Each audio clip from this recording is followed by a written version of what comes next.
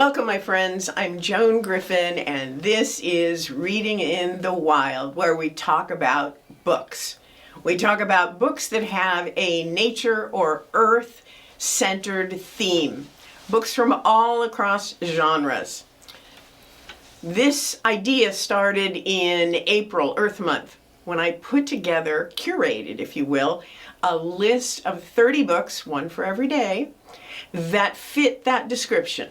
They had a strong earth or nature-centered theme, but they were all across the genres, from mysteries and thrillers to historical fiction, from nonfiction science books and memoirs to adventure tales, even a collection of short stories.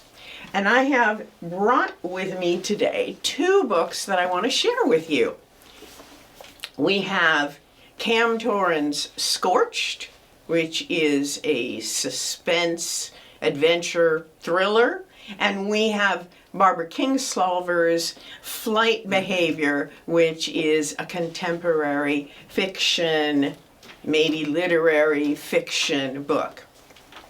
These two books have one very important thing in common, and other than that, they are completely different. What these two books have in common is something called world building.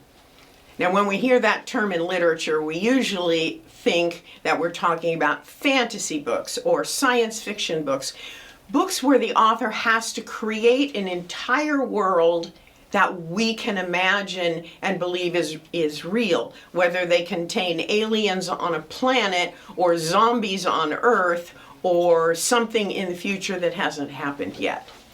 It's rarely used, the term world building is rarely used for the rest of the breadth of genres in literature. But in this case, I believe we can use that term for these two books because these authors describe an environment that they are super familiar with because it's their home. And they created so beautifully in the pages of their books that we are transported there as readers.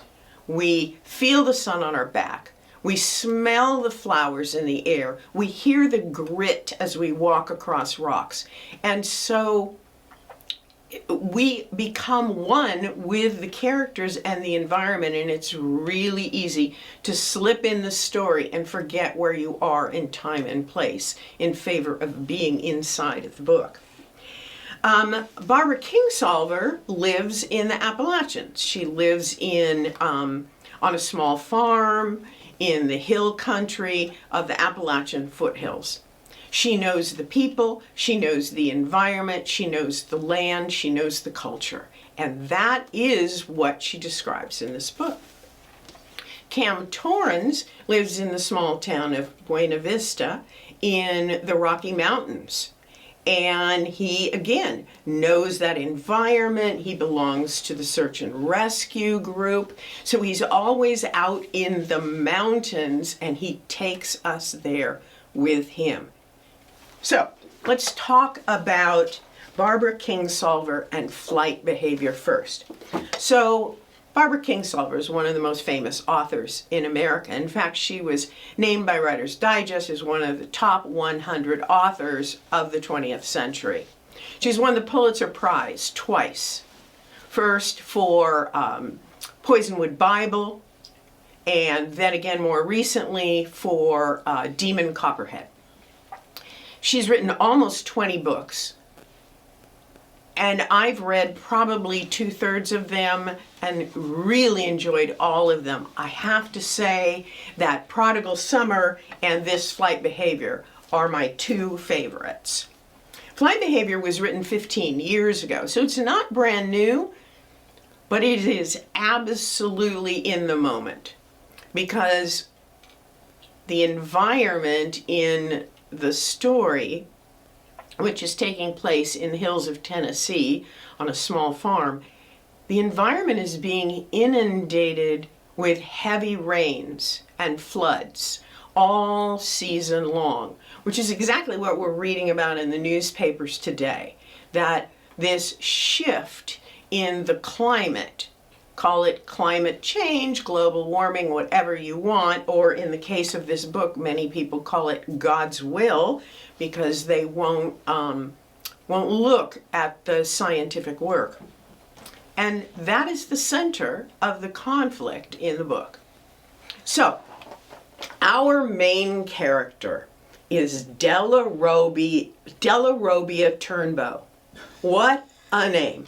She refuses to be called Dell or Della, heck, not Della, but Della Robbia.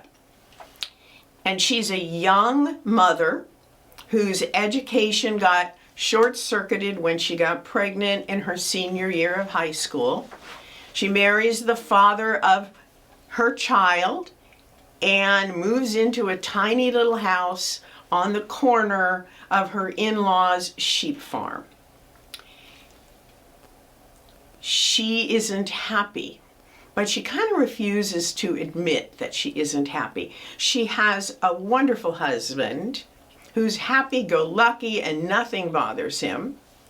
And she has two beautiful children, a 5-year-old named Preston who won't ever stop asking questions. He's so curious about everything, and she absolutely indulges them all. And a younger 2 or 3-year-old daughter who's just a wild thing. And Della Robbia one day goes out walking in the hills. She's jumbled up in her mind. She's faced with a problem. She doesn't know what to do, so she takes a walk. She doesn't take her glasses, her long-distance glasses. So she's wandering around on the hillside, on the property, among the trees, and she notices something odd. But she doesn't have her glasses on, so she's not 100% sure what she's seeing. But when she gets to the top of a rise and looks out over the next little valley and trees, all of which is on her in-laws' property, suddenly the fog lifts, the sun comes out, and the trees are vivid orange, just exploding to her unglassed eyes. It looks like flames, but she knows it's not flames because there's no smoke. And then it kind of looks like what the hillsides look like in October, but it's not October. It's late spring, early summer. So in her mind, she thinks a miracle. What else could it be? A miracle. So when she goes home, she tells her husband a little bit about it. She doesn't tell everything. I don't want to tell you everything because it would be a spoiler. But she tells her husband, and then he tells the in-laws, and the in-laws in this small town tell someone else, and before you know it, hours later, everyone in town knows, and they've decided she's seen a miracle, she's blessed by God, she was chosen by God for some reason.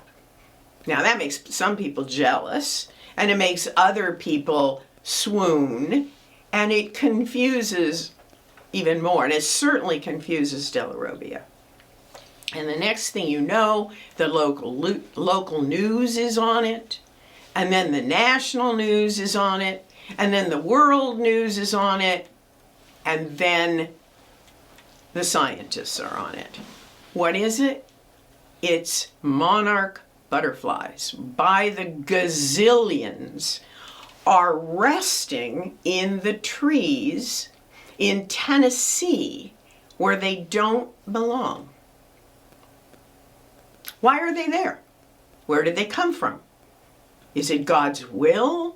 Is it a gift from God to save a failing community whose farms are drowning, whose businesses are boarded up, whose people are living in poverty? Or is it that the monarchs are lost and global warming has changed the environment of where they're supposed to be and now they can't go there? The place they're supposed to be is in the mountains of Mexico. But there was a giant mudslide that swept the forest down the hill and landed on a village. And the monarchs have no place to go. So they land in this forest, on this land, and now we have this giant issue. So 3 things have descended on this little town. Torrential rains that have been raining all spring and all summer, and the crops are rotting in the fields. And the people are blaming it on God's will and will not call it global warming or climate change. The second thing is the butterflies that descend on this little town. The third thing that descends is the scientists. They come from all over the world. And after them come the eco-volunteers who want to help the scientists. And after them come the eco-tourists who want to take selfies, essentially, with the butterflies. So the town is in an uproar. Della Robbia, who's kind of got 1 foot in the community and 1 foot in the educated world, is stuck in the middle and continues to be a lightning rod for issues in town. What she volunteers as a lab worker for the scientists who set up their lab in the family's barn. Brings in money into the family coffers, which is super important because the crops are failing.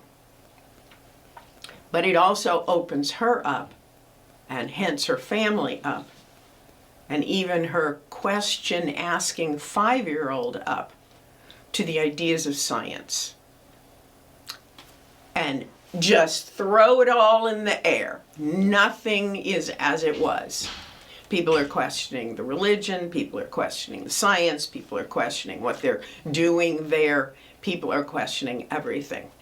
And it's just a beautiful book. You might call it a delayed coming-of-age story,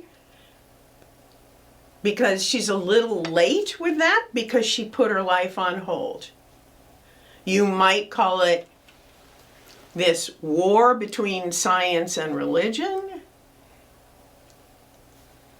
It's got so much. Many people might call this literary fiction because so much of the story is about these inner conflicts that parallel the outer conflicts. It's also contemporary fiction for sure. It's also women's fiction.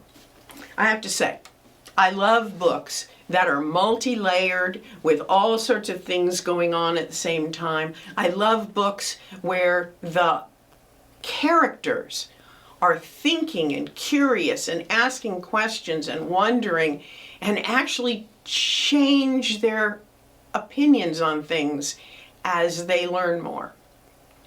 I love books where a character's world opens up to possibilities. Anyway, this book is, even though it was written 15 years ago, is super contemporary. This could be happening in the places that we're watching on TV right now, where the rainwaters are flooding the environment. So I would highly encourage you to read it. It didn't win the Pulitzer Prize for the author, but she is a Pulitzer Prize winner, and she writes like a poet. It's just wonderful. Okay, our second book is extremely different.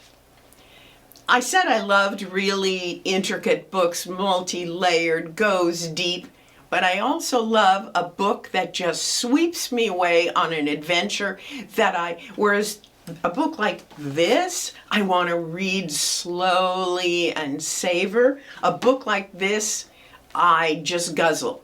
I want to swallow it whole, and it keeps me up to 2 o'clock in the morning because I can't put it down.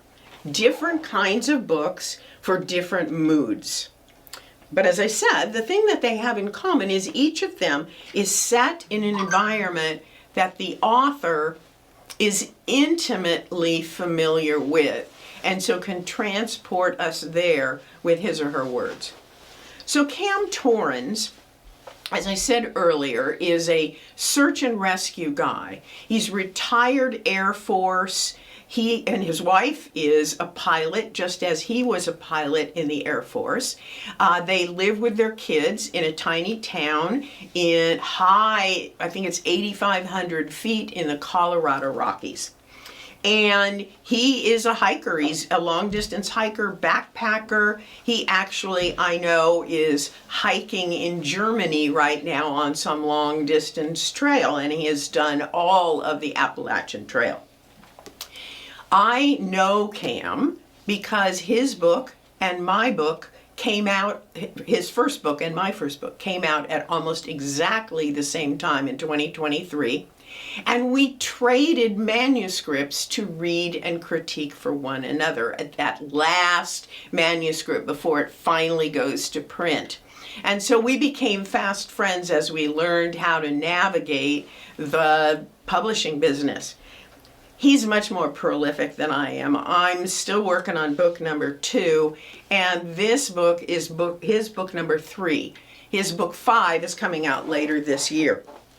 All of them with the same main character. So we really get to know this fella named Tyler Zahn, or as his buddies in the book call him, Z-Man. And he's retired Air Force, and he works as a part of search and rescue in a small town called Buena Vista in Colorado. So you might want to wonder if it's Cam Torrens's ego or alter ego or whatever they say. How autobiographical is this? He just laughs when I ask him that. So I'm not really sure that Z-Man's personality and Cam's personality is the same, but they have the same background. This book is a mystery, a thriller, and an adventure. One of the fun things about mysteries and some of the other genres in literature is that they have these common tropes or patterns that you see. And part of the fun of reading a mystery or watching a BBC murder mystery on TV is that you, as a reader familiar with the genre, recognize the patterns. You recognize these tropes. And the authors use them over and over, and then they tweak them slightly. And that's where the surprises come in. You're riding along on this familiar pattern, and then it changes, and you wonder where it's taking you. For example, this book has this situation where there's an art theft and a murder that take place in a remote location, a large, old-fashioned mountain lodge. You can envision it, high in the mountains, log building, and everyone who's anybody is there for an art show, a debut of a local author's famous new painting. It was supposed to have appeared with some very expensive, very famous paintings on loan. But there was an earlier art theft too. We'll set that aside. But in this location, a murder takes place and the painting goes missing. And anyone who could have done it is in the room. You can practically picture Agatha Christie or Columbo there going, no one can leave. Bar the doors. I'm going to interview everyone until I find the murderer, right? We've seen that a million times. But something odd happens here. They're in the mountains of Colorado in the summertime. And a wildfire starts. So now they have to leave. Well, do they just...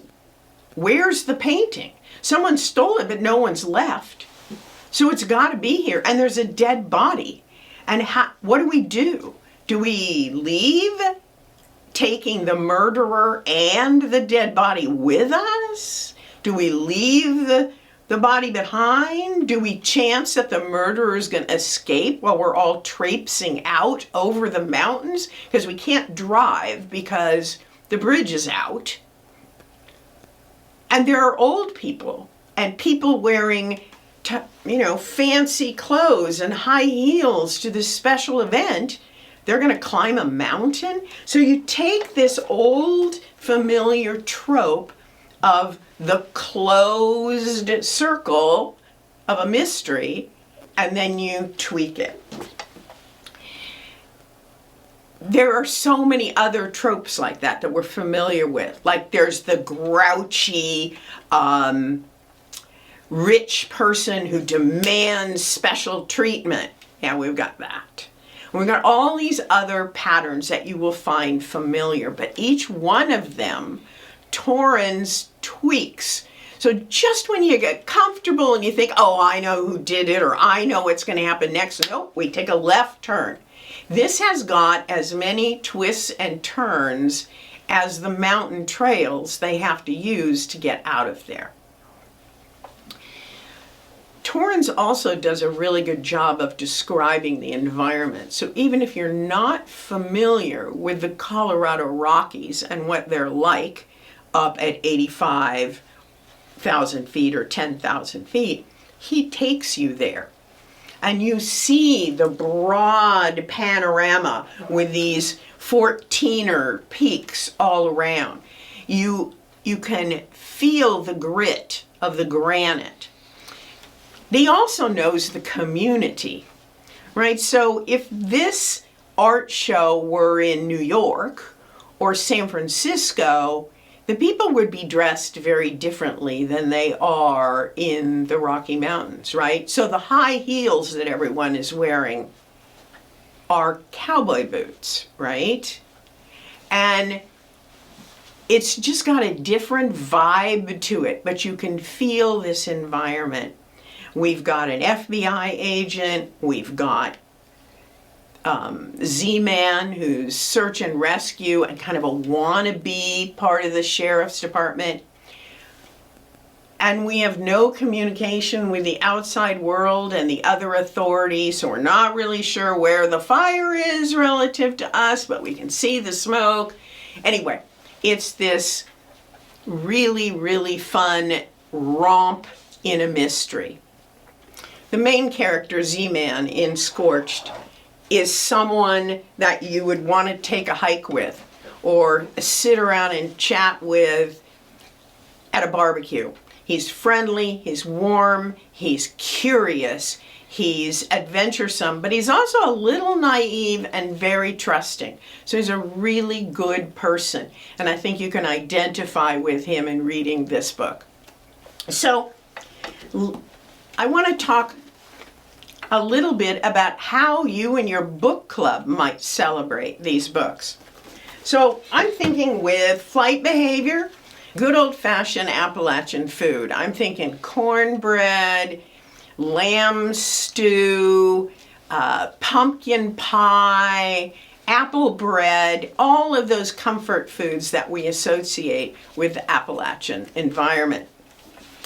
And since they live on a sheep farm and they make wool that they sell out to be made in, and they dye it and they send it out to be made into clothing, maybe this is a good winter book to read, and you could all wear your wool hats and your wool gloves and your wool socks and sweaters. I think that would be kind of fun. And if you're a book club that does party favors, how about packages of milkweed seeds that support monarch butterflies in particular, or just wildflower seeds that attract pollinators? That would be kind of fun. As far as Scorched, this is so much about being in the mountains, either the cowboy version of Colorado or the hiker version of Colorado. And I can imagine you dressing up for an art show, either as a well-dressed cowboy or a well-dressed hiker cowboy boots, cowboy hats, and then I would imagine the dinner as being like, you know, those buffets that they have in art at an art show where they've got the cheese on the toothpicks and they've got crackers and they've got pâtés and other spreads for the crackers, and maybe they have fruit kebabs and vegetables with dip, or maybe those little mini quiches. I just thought that would be kind of fun. You could pretend you were at an art show.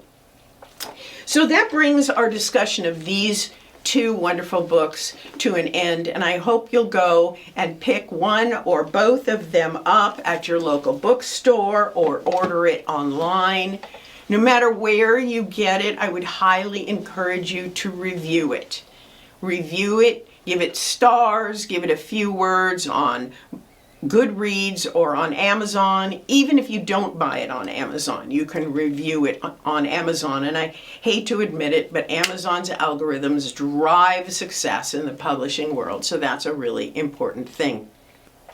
Now, I want to tell you a little hint, just to get your curiosity up, of what the 3 books are that I'm going to share with you next month.